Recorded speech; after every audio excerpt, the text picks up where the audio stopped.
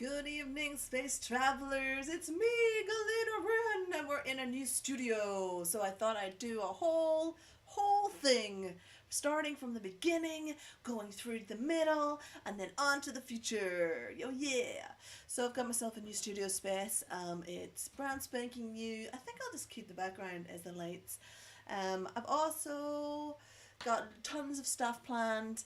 And I thought what I'd do is I'd just start off with questions that people are always asking, always getting wrong, and then just have a wee looky into album 3.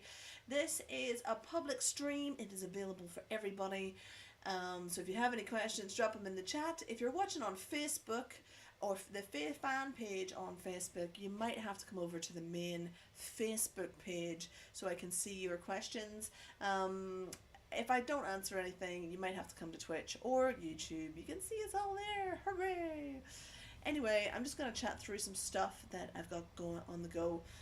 Yeah, so for anyone who does not know me, which is probably the majority of the world, my name is Galena Rin and my rock band is called Death Ingloria.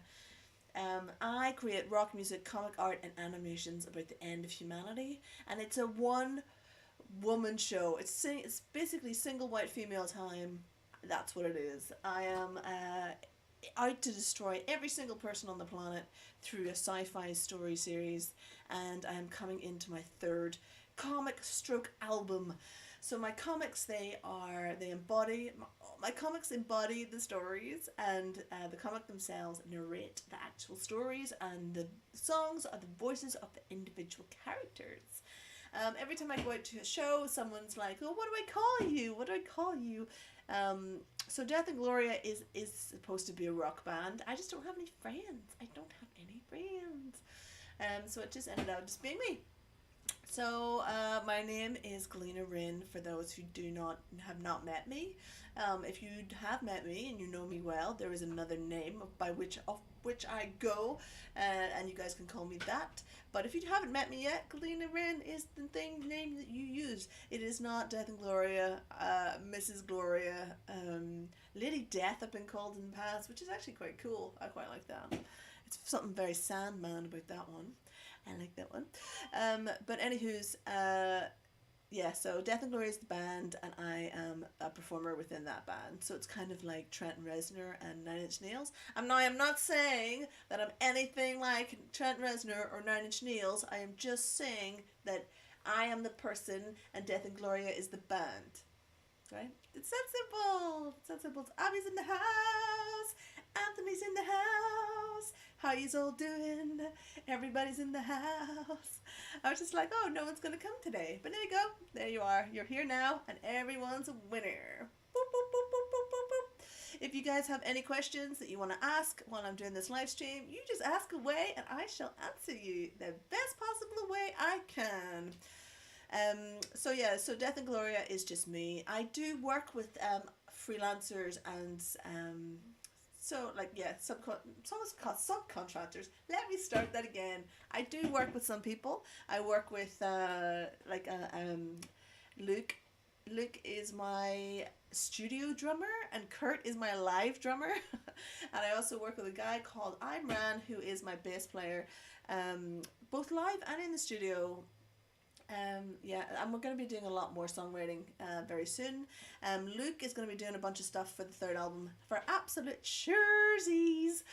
And I have a show on the 7th of April at the Electro Works in Angel, and Kurt and Ames will both be with me on that one. So yeah, the band will be back together. But generally it's just me. It's just me. Everything on stage is automated. Everything is supposed to be as big of a show as I could possibly do as one person. So I like to think of it as like a mini arena animated epic stage show. So you're coming, you're gonna see something you'll have not seen ever before at a Death for let me start that again. When you come to a Death and Gloria show, you will absolutely see something that no one else is doing. 100% hands down. I should be very confident in that statement, and I don't make enough of it. For absolute sure. I do not blow my own trumpet enough, and therefore nobody knows who I am. And I feel like I just need to grow some balls and just get it done. Just get it done. Get it done. So that's what's happening now. So if you come to a Death Ingloria show, I will give you all the lights. There'll be animated projections. The songs will kick you in the ass.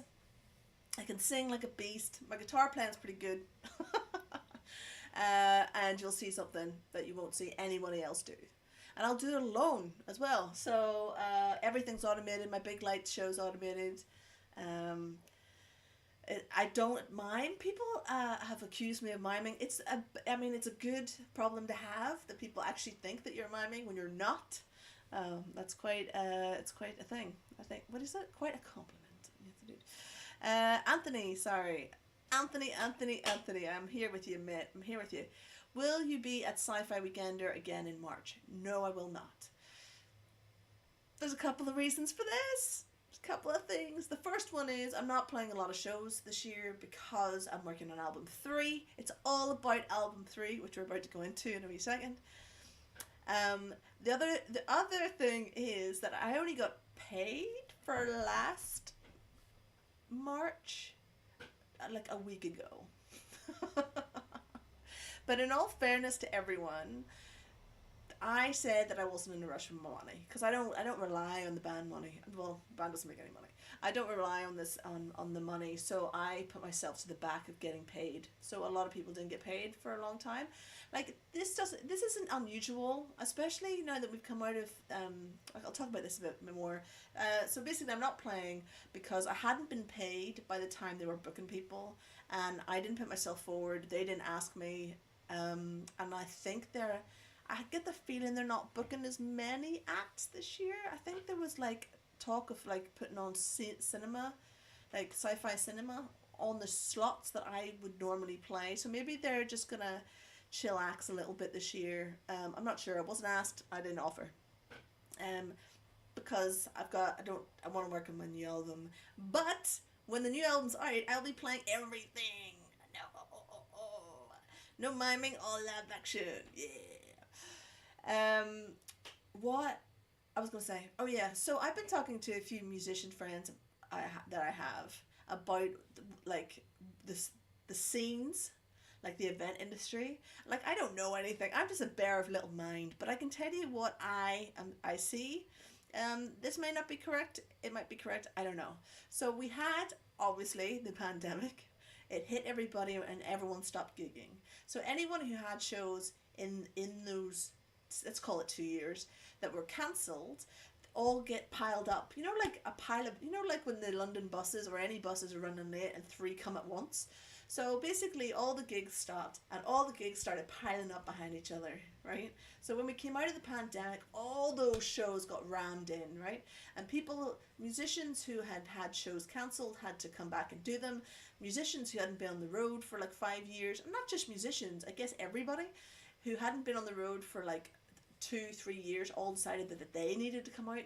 So after the pandemic, we had a mad rush of trying to get these postponed shows out of the way so that the money could be spent and then they could move forward, and then all these shows of people coming back on the road real fast. And then I think a lot of budget was kind of like spent already because people were holding on to tickets from 2 years previously, ticket money and all this. So budget just got a wee bit weird.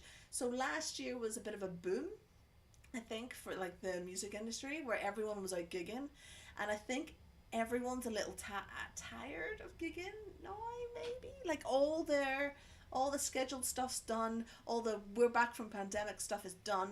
This year for me is going to be quiet, and I've spoken to a few other musicians and they're like, yeah, we're not touring this year. This is the year we're going back into the studio to work on albums and stuff. So maybe that's like the same with the festivals. You know, the festivals had a big boom.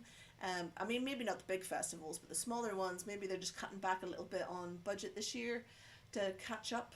Everyone's still reeling, the cost of living, people can't afford shows, you know, I don't know. That's what I think. Brian has joined us from California.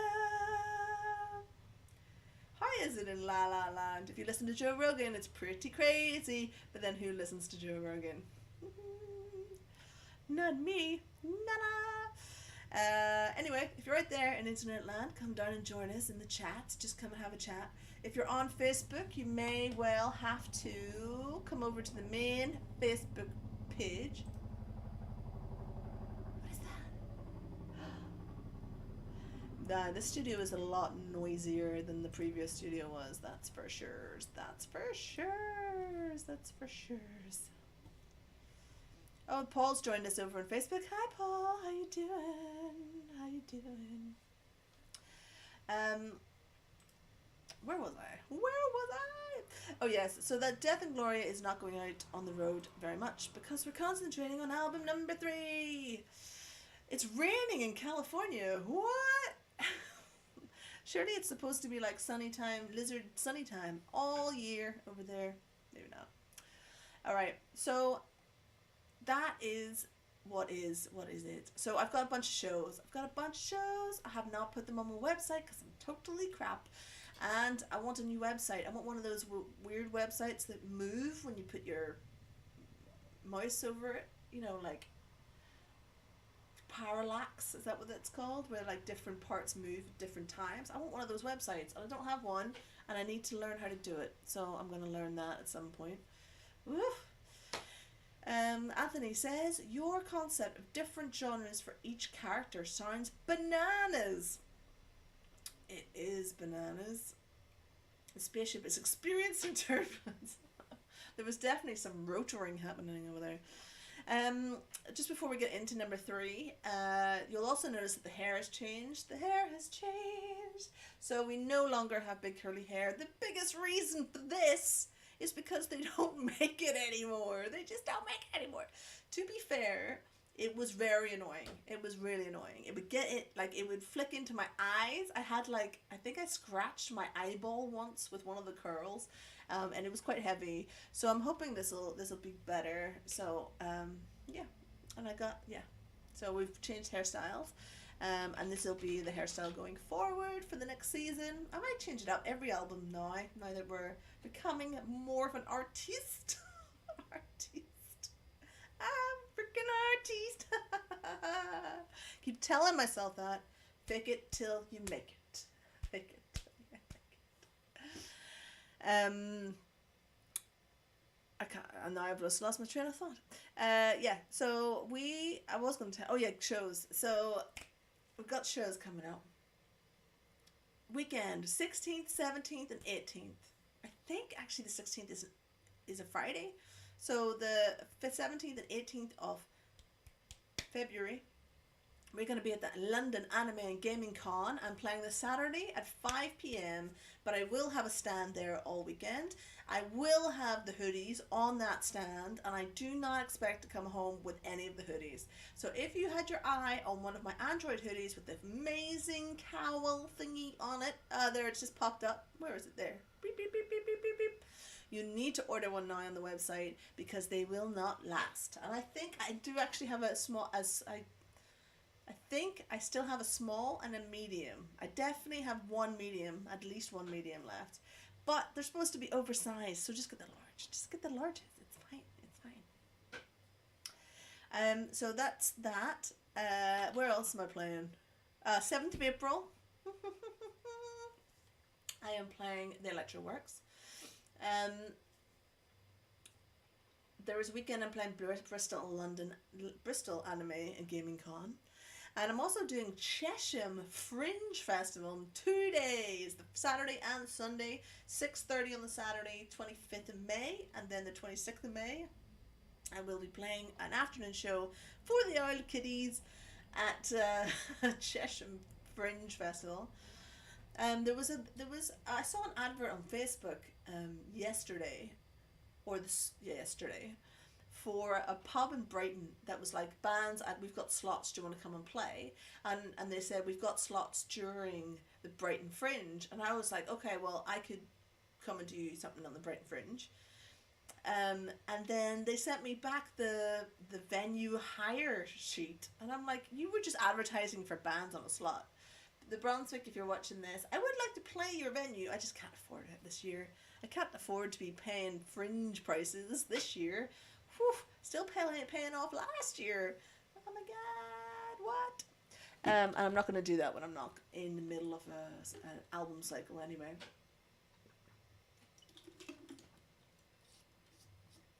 So yes, so I wanted to go over some bits on my sheet. So let me just pull this over here. All right, let's go into some of this. So before we go into album 3 in depth for sure, I'm gonna slide us into album 3 in a wee second. So before that, we're gonna look at this page of mine. I love this stuff. See, Canva. By the way, if you don't use Canva, you are missing out, baby. You are missing out. It is so powerful and has so many amazing things going on. If you're not a Photoshop, I mean, if you're an Adobe Cloud Photoshopper, don't worry about it. I mean, that's fine. But if you're not, then this stuff, Canva, is the easy way to do any kind of graphics. And anything you see of mine that's not like a t-shirt design, which is all Matt Young does those for me. If you see any artworks or like little videos, like little what do you call them, story videos on any of my streams, they're all made in Canva. Everything I do now is kind of just made in Canva, and I learn it from like people on TikTok and Instagram Reels. I just follow them on Instagram Reels. It's pretty cool. Anyway, so I wanted to talk about some Death Ingloria fundamentals, like things that cannot be changed between albums, things that have to happen.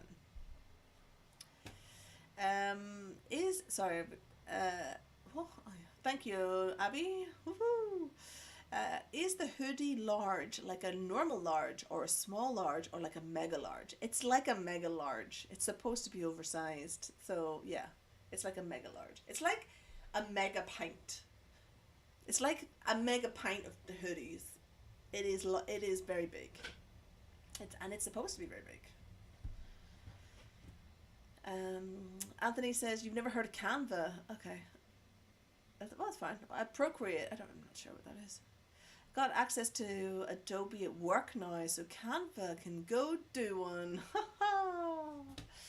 Yeah, why not? Anyway, if you're not into Adobe, you don't want to learn Photoshop, you can't do any, you can't be doing any of that, I highly recommend Canva. I have been subscribed to Canva since well before I was halfway through working at the civil service, and I've been almost out of that for like 6 years, so I've probably been on Canva for the guts of 10 years. So anyway, I wanted to do some Death Ingloria fundamentals. You'd be mental if you didn't have fun. Oh yeah. All right. So first of all, the way I create things, right, is basically like this mad, stupid, massive pile of stuff, right? So I just start writing, and a lot of the time it looks like I'm writing a novel. So basically, I've got this manuscript now. Look at this. Look at all this. So this is like I mean, we'll go into this in a wee second. You can see the chapter heads here. There's a fair amount of it. And that's only down to like halfway. Is that halfway? No, it's not even halfway. Chapter heads. Anyway, so basically I'm writing so much stuff. My chat, what? Your chat has stopped scrolling in it. Has it? Oh yeah, so it has. What's going on with that? What's going on with you, Mr. Chat? Yeah, so it has. I don't know what's going on with that. Why? Chunky. No, I don't know why. Not sure why that's happened, but hey ho. Yeah, anyway, and I end up writing these, when I'm writing anything, I basically write these massive long essays. So what I've put on here is that I have to remember what it is I'm creating. I'm not writing a novel. I don't have to write chapter and chapters and chapters of stuff, but there is nothing that is a waste, because we're going to have to we might do a novel later. I might do a novel later. I might release this one as a novel if there's a lot. But ultimately, it's a comic book we're releasing, and it's going to be a graphic novel, that's for sure. It's not going to be a 7-page wonder. It's going to be quite hefty. So I have to write on here, you're creating a comic. That's fine. Other Death and Gloria fundamentals. Each comic stroke album is a standalone story.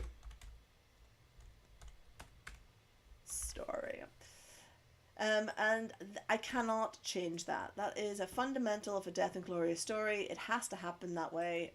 And even though we may do separate EPs on this album that all create that has different genres, which we'll go into later, it will still be part of one album, one comic, and that has to be a standalone story.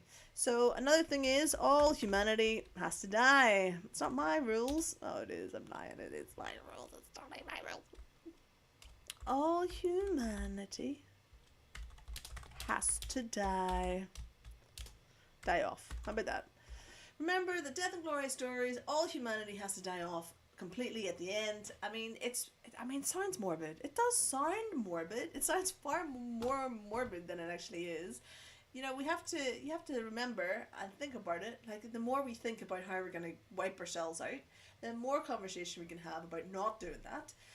But in actual fact, whatever I write in my comics seems to be coming true a wee bit. So, like, the first album was about a misery disease that was let loose on the population on purpose. Wrote that in 2017. Second one, written in 2021, released in 2021, was about a guy who accidentally sets off all the nuclear warheads on the planet.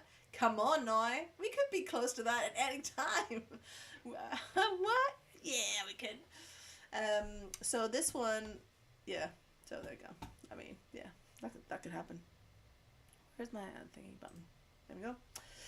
So all of humanity has to die off. We're not heeding my warnings. We're not heeding my warnings. What is our other things? Oh yeah, the story. The comic has to be the narration. Comic equals narration. Songs equal voices of the characters. A couple of other things that I have put in here that are fundamental. There is no cursing. Bad language. Which is going to be difficult for my next one, because there's a lot of characters saying a lot of things. So I'm kind of like, I've spelled that wrong, but that doesn't matter. So I was kind of thinking, I might do a poll on this. Do I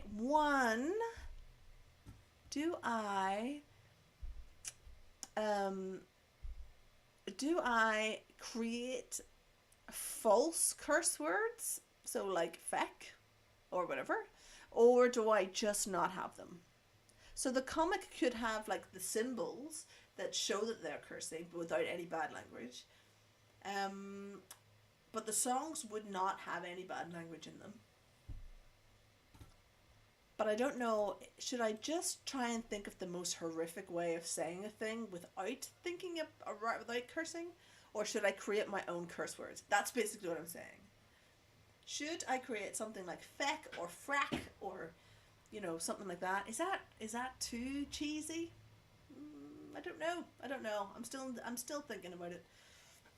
Or do I write more horrific? Do I verbally describe things more horrific, in a more horrific manner, that cursing isn't needed? Let's all have a poll on that. Yeah. Bran says, what is a little extinction between friends?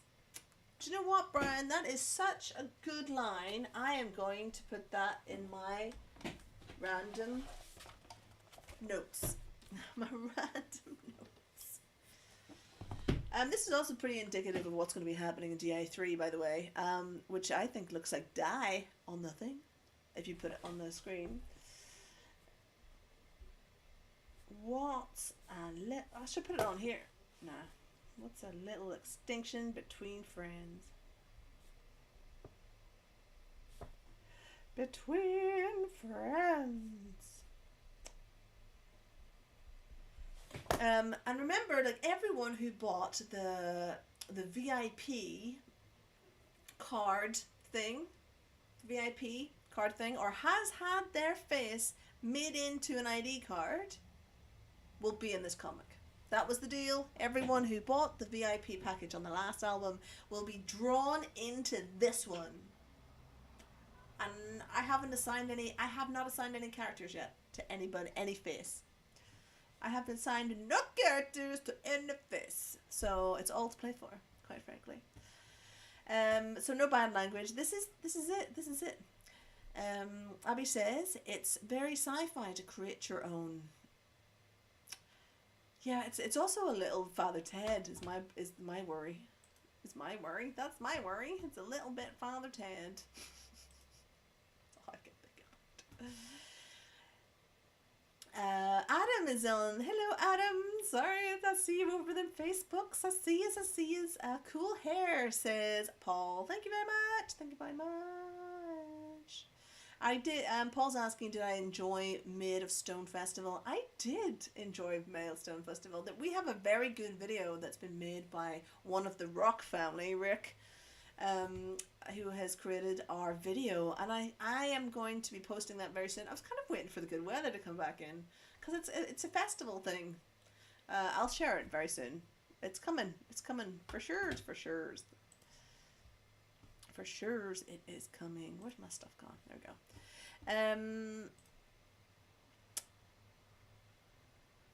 Oh, right. So Abby is saying it's very sci-fi to create your own language, which I think is a little bit Father Ted, which is my kind of problem I have with it. But Anthony is saying the latter, be more horrific in description. Yeah, so that's one each. One each way. All right, let's get back into this. Okay, so we are on here. I don't know why my chat has done that. Maybe if I close the chat and reopen it again, will that work? Maybe it might. Maybe it will. Who can say? All right, so we're creating a comic. Each comic and album is a standalone story. All humanity has to die off at the end. Comic equals narration, songs, the voices of the characters, and there's no bad language. No actual bad language. Alright, so they're the fundamentals of Death Ingloria. Those things cannot be changed. You've got to have a little bit of structure. What is it? Yeah, you've got to have a little bit of structure. Just a little bit to control the fun, reel it back in a wee bit, That's fine. It's all good. So for those who have not seen it, and I think most of you have seen it, I'm just looking at my things. Okay. Yeah. So for those who have not seen it, I started off with this spreadsheet, and on this spreadsheet I created all the chapter heads, which you can see here, and then what I've done is I've at least written something in for all the chapter heads going down. I also created the character list. So I did a list here of all the characters, and I gave them lots of questions that needed to be answered, and then I've given them like archetypes, and for some reason I accidentally deleted all of them off the side here, but we'll deal with that later. And I gave them a bunch of traits. So I've done that.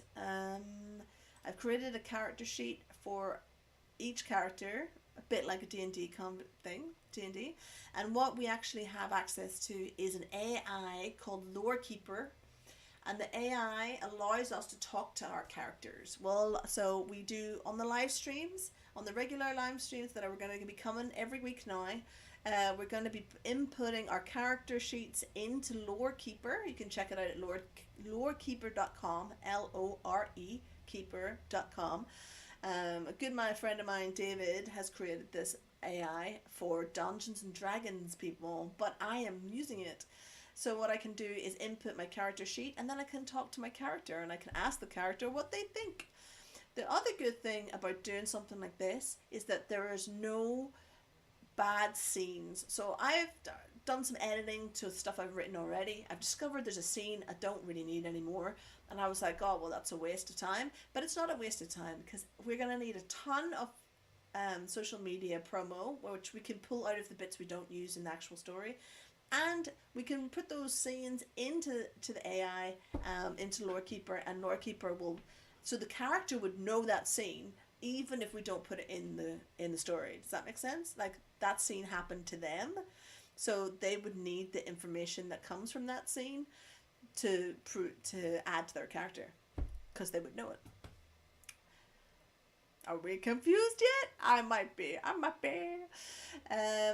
What else have we got here? I've got the spreadsheet for the music. There's nothing on this spreadsheet, but there is some music done. Random scenes, nothing on there. I pulled the loads of words off a, what do you call it, like a thesaurus for one of my characters, and I just thought it was like nice, just to try and work on stuff. And some random questions that I might want to answer later on. So this is our main page here. So anyway, people have seen that before. I have shown that. If you want to always be able to see what's on that spreadsheet, where you can just come in, you can have a wee look around whenever you want, then you need to join us on the Patreon, because it's one of the tiers on the Patreon page. But I'm about to change the stuff on the Patreon page, so the spreadsheet will probably move down a tier, and then the upper tiers will get the manuscript, and this is the manuscript. Oh my god! So they will get to see this in real time as I'm writing it. This is the start to finish, in sequence, everything on one page manuscript that I have now started. Oh, I'm not even showing it to you. Sorry, I'm on the wrong page. Hold on. There it is. Manuscript. Oh yeah. So the higher tier Patreons will get to view this as part of their perks. And then in the lower tier, we'll get to see this one as part of their perks. For sure. Patronage is super cheap. It's like free for the first 30 days, and then it's like £1. You can support for as little as £1. And patronage, what is it? Oh, patronage guarantees citizenship. Yeah, I don't know what that means, but we'll work it out later. I'm sure. Anyway, on the top of all of those things, I have created a whiteboard in Canva, and I would suggest, Abby, that this is where Canva really comes into its own, right with this thing. So what we're on here is actually a never-ending whiteboard where we can just put on all our ideas. So if I move over here, I have the first six like little stories and stuff that I've done as little graphics, and they all represent different tribes within our story. So this one is Luna, this one is Venus, this one, you can't see my mouse, the green one the white one is Luna, the orange one is Venus, this green one is Earth, the red one is Mars. Come on, move over. This one is just general space, and this one is general. The blue one is general space as well. General space, yeah.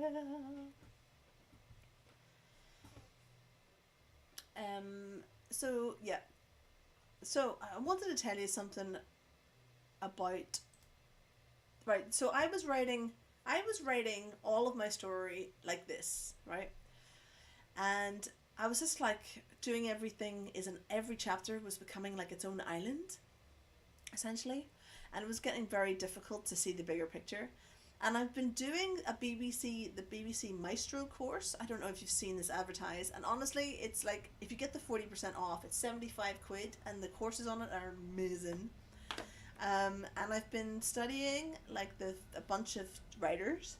So there's like Ken Follett, who does thriller historical novels.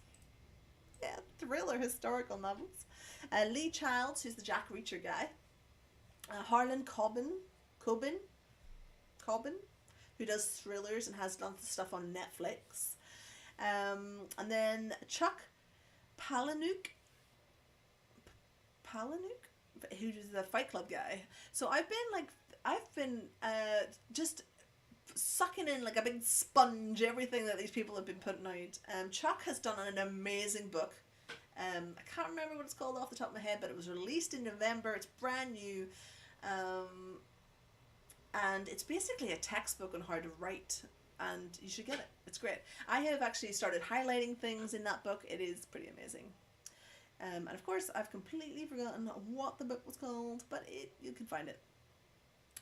And then I do want to say an honourable mention to Terry Pratchett for inspiring me. I think my writing style is quite Terry Pratchett. I go off on little tantrums,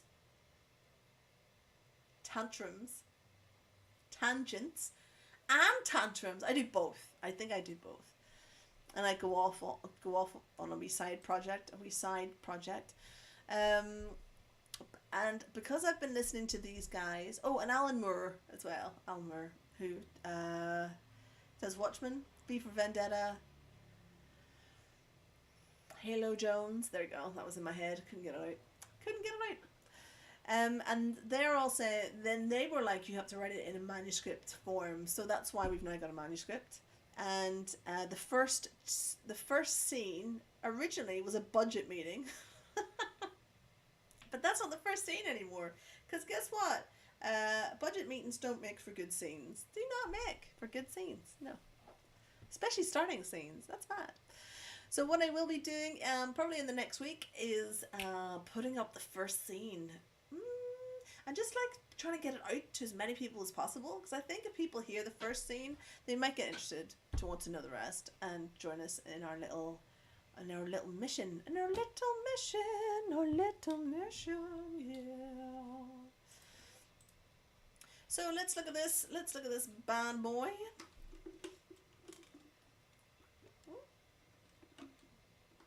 Brian likes Ken. Yep, that's good. Anthony, Ken lives in Nebworth. Oh yeah, he does talk about his wife being Stevenage MP. She got a little mix up. Oh, did she? Was it a duck house? Is that why you've got little ducks after it?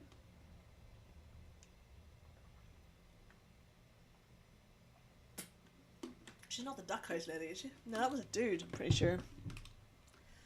Anywho's, let's move on. So what I've done is I've listened to the things that people have said in that BBC Maestro course, and I answered Chuck. I'm just going to call him Sir Chuck from now on. No boring characters. So I've got a character called Trundle, and I have no idea what I was thinking. There's no name. There's nothing against them. Where are they? Yeah, look. Maybe I was drunk or something. Trundle, nothing beside them. No idea who they are. No idea. Anyway, no boring characters, no throwaway scenes. So any scene that is not necessary goes into a special pile of extras, and we will use it for social media, or we'll use it to feed Lorekeeper so that we can talk to that character, because they would know that scene, even if the audience do not. All conversations should be a tennis match. They should go somewhere. There should be a give and take. There should be slowness, fastness. Somebody gets angry. Somebody stops that anger. It has to have a reason, like a little mini play all in itself. A lot of them have said that. A lot of these straight white dudes, old straight white men, who I'm learning from. And that's fine. That's fine. I'm not against learning from women. I just haven't seen any to learn from yet. And that's okay. But that's fine. That's fine. We'll get there. Maybe one day I'll be teaching people. You never know our good fortune. What is it? Movement, action. Oh yeah, movement and action creates its own authority. So our first scene starts with someone running down a corridor. That's, it was going to be a budget meeting, but nobody needs that in their not job. Nobody needs that kind of frustration in their entertainment. So we're going to start with someone running down a corridor. All design must be thought out and beautiful. I'm sure you guys have seen this. If you see not Breaking Bad so much, but Better Call Saul, every scene, every camera shot in that is a piece of beauty. There isn't a throwaway scene. There is not a throwaway character. There's not one camera shot that just does not drag you in by the eyeballs. And I really want this comic to have that. So in my first comic, I didn't really have a lot of say in what. I don't want to say it didn't have a lot of say. That's not true, but I didn't know what I was doing. So the way the panels looked was very much driven by my script, my comic script writer, which is my mother. Hello, Mom, if you're watching. There's nothing wrong with what I'm saying. I'm just saying this is the way it was. I wasn't really sure what I was doing. And then a lot of it was Nigel who did a lot of the design. And there's so much stuff in there that I would not have done, which added to it, which I wouldn't have been able to do myself. I would have added, but he added so much to it. Going forward, I would like to treat my panels like they are things out of, like they are scenes within like Better Call Saul. So I want each panel to be as beautiful as our most beautiful panel. You know what I mean? Some of the panels in my previous comics have been so good, and some of them have just not been as good, even though they're all good, if that makes sense. I just want all of them to be exceptional. I don't think I'm asking for too much, to be honest. Just more input from myself is probably all that's needed. I sound like such a madam today. Such a madam. Oh well. It's my show. I do what I want. Character notes. Use burnt dialogue. Make it toasty. I don't even know what that means. I've read it somewhere. I thought I better remember that. What does that mean? Oh, it probably means something along the lines of use it as if someone's write dialogue as if someone's talking. Like they wouldn't, maybe they would repeat themselves. Maybe they would skip over a certain way of saying a word. Maybe they wouldn't use exact grammar. I guess it's the way in this Expanse the Belters talk, Sometimes you don't understand them at all, and then sometimes they I know it's kind of like that Creole language. So like you have some dialogue, but then you just toast it a bit. Make it a bit toasty. Make it a bit toasty. Sorry, I forgot we weren't back on this page. We're over here. Is that how you spell received? I before A? No. Come on now. Is that? I don't know. I'm not going to fix it now. Do not use received text. Cliches. Try to avoid cliches. What strategies has the character chosen for success in life, and what skills do they bring to back that up? Oof. What skills do they have to back that up? And are they willing to change? That is a question we should ask ourselves all the time. Are we willing to change? Fuck no! Fuck no! Fuck no! I'm just going to do a wee quick swizz over on Facebook because I appreciate users all over there. What's happening? Oh, nice. Yeah, no, nice. Yep, cool. Alright, let's get back over to here. Sweet. Right, so over here, let's just move this up. I don't want to go over there just yet. So down here we have our world map. Everybody needs a world map. You need to know where you're going in life and in a comic. So here we go. I've also got a little picture here of what Mars could look like, and these are a lot of the images on here are AI based because I don't draw, I animate, and I come up with all this stuff. So I do use AI to animate things. What I want to do wholeheartedly is not sell a thing that has not been made by a human. So I'm storyboarding an AI, I'm creating an AI, and I want with my heart, with the best intention, to only ever sell stuff that's been made by humans. My problem is, and this is, I have to come back off this, my problem is getting someone to actually do the drawing.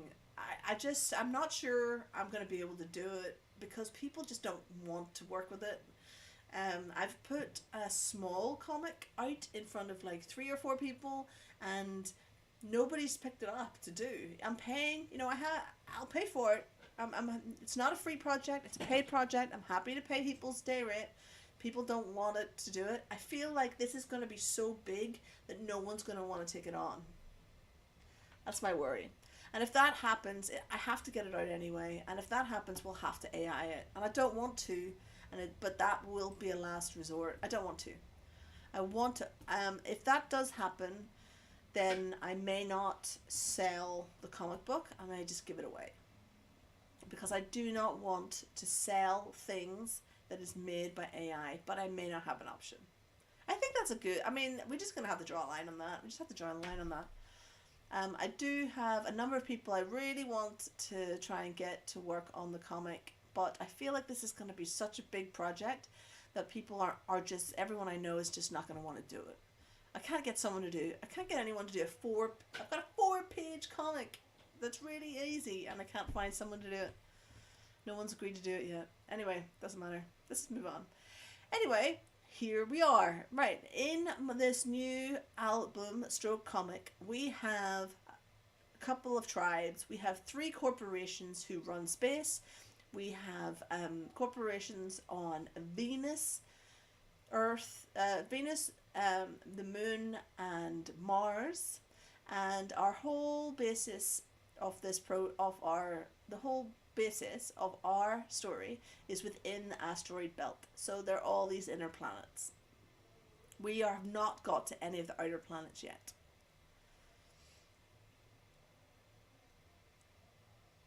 That is the idea.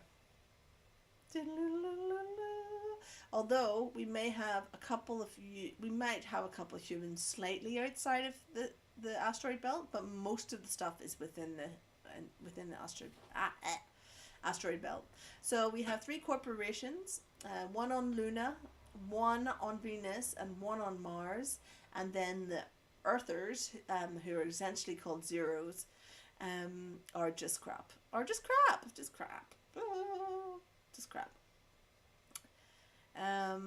Anthony says 4 pages. That is the same as a 2000 AD script. I think they have a bit more than 2 pages, to be fair. Or is that you making fun of them? What's that say about that? Yeah. So 4-page comic strip. It's not a lot. Still can't get anybody to do it. Woo-wee. All right, let's look at this Mars picture, shall we? Woo-wee, I can go in. Look at that. Mars.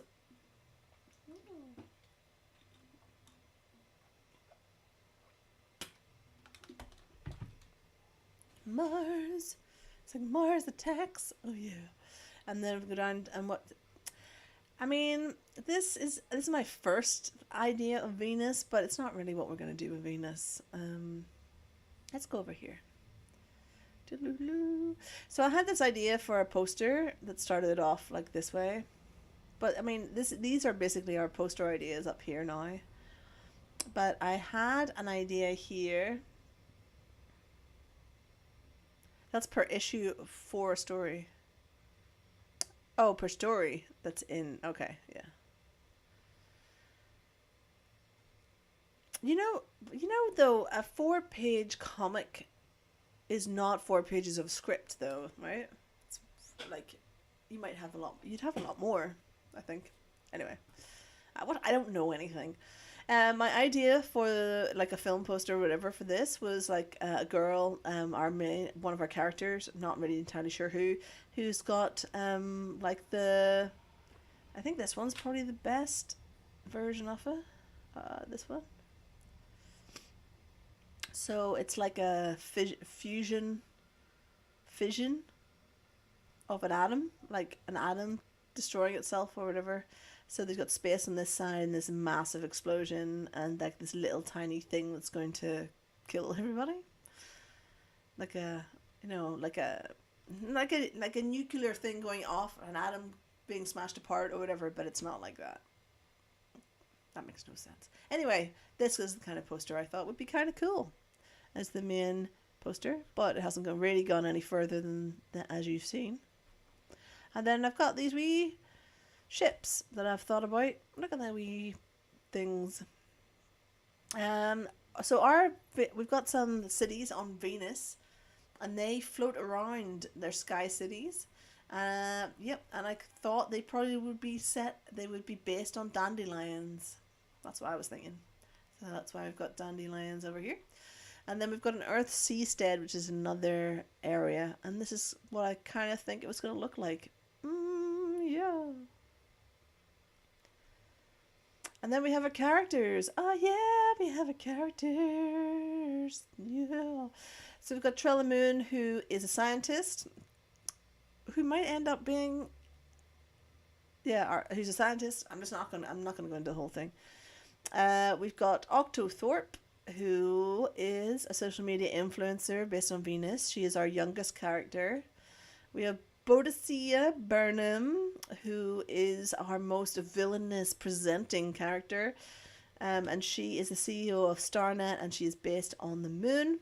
Then we have the twins, who are called currently Groon and Grau, but I think we're going to change their name to Adam? No. Diam. To Diam and Trucky. I think Diam and Trucky are better names. Let me just make a note of that, because I obviously haven't written it anywhere. Woo-wee. Eam.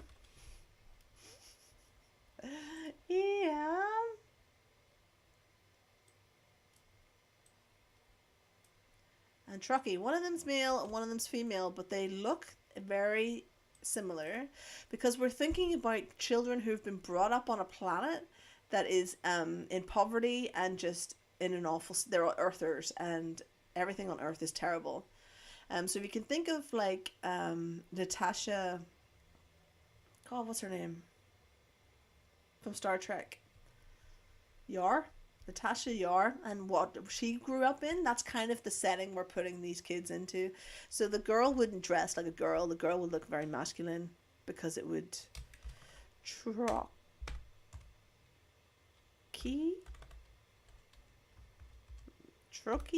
Maybe that?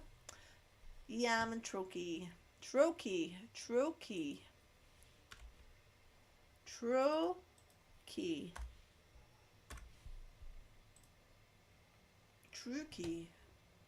We'll work it out later. That's fine. Don't worry about that. Other characters, we have Raj Mogal, who is the CEO of EITC, and they're based on Venus, but he has farms on Earth. He runs huge farming complexes on Earth. Captain Lynch, he's probably going to have his name changed. I think all of these characters will have their name changed at some point. And he is like a space trucker. Look at his logo. He's the trucker man in space. Space trucking. Oh yeah. Let's get rid of this. And then we have Gagarin, who is Trella Moon's partner and is a space talking cat. Tasha Yar, there we go. That was it. That was what I was thinking about. The talking cat, who is Trella Moon's partner. I was going to have him having a really big... Originally, I was going to have him being quite the character and having quite a large part, but I think maybe he won't. No, he may not have that big a part anymore. The commander is the commander. The commander is the commander of the Star Mars fleet and is on Mars and does not speak. So, hey-ho. And there's another... I like this variation of him. Actually, it's not a him, it's a they, because... They're probably a robot. Look at how dark and dingy he looks. That's pretty scary. This is Boadicea. Oh yeah. This is all of her stuff. And the character that we are working on now... So we did a bit of work with Boadicea last week where we inputted her into Lore Keeper and started asking her questions and having her talk back to us. All that kind of stuff. And then this one is... Octothorpe, and that's the next character we're going to work on. So here we have a bunch of images of the girl and what she might look like and how we're going to present her. And I've put some traits down here because I haven't done a character sheet for her yet. So she misunderstands terms when talking about things. She's kind of our narrator because she's going to be like a YouTube presenter who's presenting, who introduces the different tribes and tells us a little bit of the history of our universe. But she doesn't really understand what it is that she's researched, so she says things wrong, like when all humanity had to move into the big cities to survive after a pandemic. She says that they all took up welfare as a hobby because she doesn't understand what that means, because she's a big rich person. She's the youngest of a large family and she's well educated, but she doesn't really understand, um, you know, it's a rich family, so she has no understanding of what it's like to live on Earth. And she is Raj's daughter. So, hey ho, there we go. Yeah. So there's our whiteboard of all the things. And I just add more stuff to this sheet as we go. Yes, indeed. So if this seems like something you would like to come and get involved in, you are very welcome to join us on Patreon. I will not be filling my Facebook pages with this stuff because mostly no one cares. No one's really going to care. They just want to see the outside of it. So if you have any interest in seeing the nuts and bolts of it, and when I say the nuts and bolts, I mean I'll be live streaming while I'm writing. So I'll just turn on the camera and I'll just start writing. I may ask people for info or ideas about certain things. If anyone has a good idea as I'm doing it, you're always welcome to throw it in. There's a chat on Patreon. There is the wall on Patreon which you can chat on, or there's actually a chat function. Yeah, so that's what we're going to do. And I'm just going to sit around here in my new studio working on this for the next year. So that's basically why I'm not going to be out a lot. I have a friend who works in PR, in music PR, and he works in quite big bands. And he's just like, it doesn't matter what shows you are playing. Ultimately, you always want to have at least one show on your show list, just so if anyone ever comes at any point, they can still see that you're gigging. So I will attempt that. We still have to put the fan party in at some point this year because I didn't do it in December, but we will put one in very soon at some point. And I'll probably take on other shows as we go through the year as well, because that's just what happens. Yeah, it's fine. I'm pretty much booked up now until the end of April. I think I'm booked till May, to be fair, for all the shows that I actually want to do, and I don't want to do a lot. This year because I want to work on this. So besides all of the story and all of this that's going on, I'm about to start work with Luke to get the drums together and start thinking about our characters. So I was confused as to how the story arc was going to work, because all these characters have to get through all of these chapters, and it just felt like a long, hard story to get going. So then I thought what I'd do is I'd do story arcs for each individual characters. So I would follow them from the start of their story to the end of the story. And then we'd end up with maybe, I think these are our main ones here.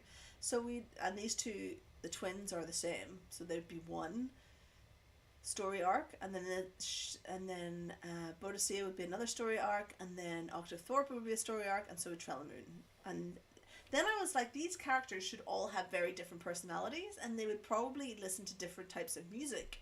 So I was thinking that what I could do is do a 30-minute EP style EPs, 30 minutes worth of music, or 20 minutes worth of music, so I can put in animations in between each song to make up a 30-minute set for each of these characters. So I would end up with about 2 hours worth of music, which I would then make smaller to like a 45-minute set or an hour set, or maybe we do an hour and a half. I don't know what we're going to do stage wise. I don't know, and I don't want to put any limits on it just yet. So my idea was that each character would have different genre of music. It would still be Death Ingloria songs, but one of them would have acoustic only stuff. or maybe piano only, which I think might be Trilla, might end up, because she's kind of likes traditional music. I've written her as liking traditional music already. And then Octothorpe was obviously a bit more poppy and more like dreamy poppy. Um, Boadicea is definitely just going to be like metal. And then these guys are a bit more punk. And then I can release, the thing is, like, people aren't, concept albums have a place in a lot of people's hearts, but they also, a lot of people do not give a crap about any of it. So I'm going to make things that can be, you can have them as just songs if you like the songs. You can have them as one EP if you just like that one genre. But if you want to come on the whole story, there's a whole story that all fits in together. And that's so that's as far as that's gone. So I'm going to start writing these different songs. I've got a song for these guys. I've probably got a couple of songs across here. I've definitely got like a riff for Boadicea.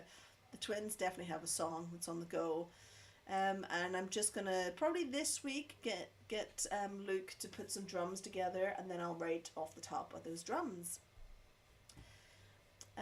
And this will be the last time I do a stream explaining everything from the beginning. I'm gonna like edit down this live stream into little bits so I can like advertise it, so you'll see this live stream over and over again. Not the live stream, but the edited parts of it to tell everyone about the project.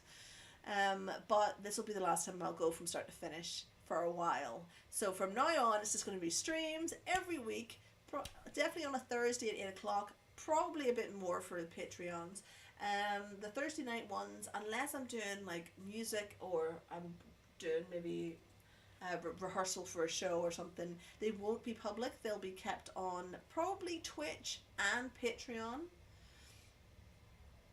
And then there'll be Patreon only streams. So if you want to be involved, you need to really be on Patreon, because you know it's a lot. It's a lot of gubbins. It's a lot of gubbins, and nobody really cares. You know, I care, and a couple of you care, and we should just keep it between us. That's it. We should just keep it all between us. So yeah, that is everything. That is everything. That is everything. Yes. That's as far as everything's gone.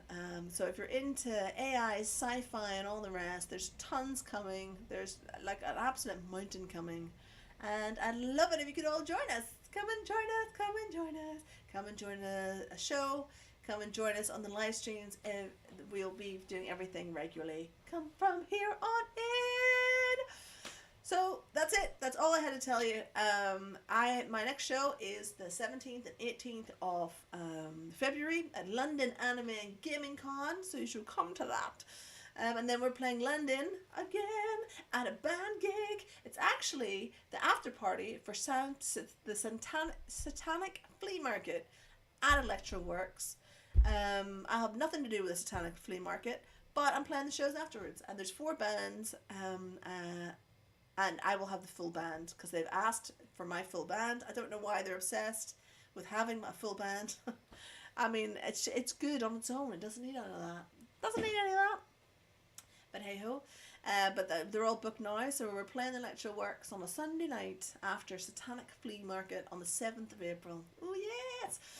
For those who are slightly more abroad, I'm playing Chesham Fringe Festival, 25th and 26th of May. Woohoo!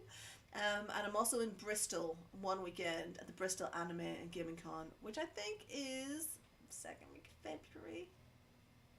3rd week of February, I think. I don't remember. And then I'm in Barnsley on the 30th of March.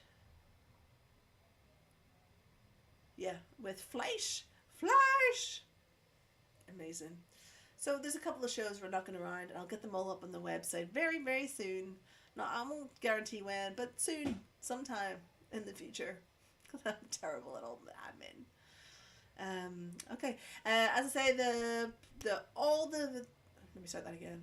All the hoodies are going to the London Anime and Gaming Convention, so if you want one, you're going to have to order it now, because I sold out so fast when I took them all to Glasgow.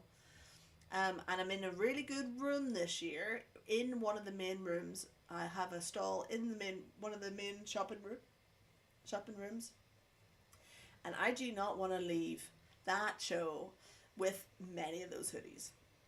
Quite frankly, I can't afford to, so I'm going to do it. Alrighty, I am gone. I hope you all have a lovely week. And I will see everyone who wants to come and see us next week, Thursday, 8 o'clock on our Patreon page. Remember, if you haven't seen our music or anything, just go on to whatever streaming site, YouTube, Facebook, all of them, TikTok, and say Death Ingloria, and I'll be there. That's where you'll see my face. Alrighty, everybody, be excellent to each other.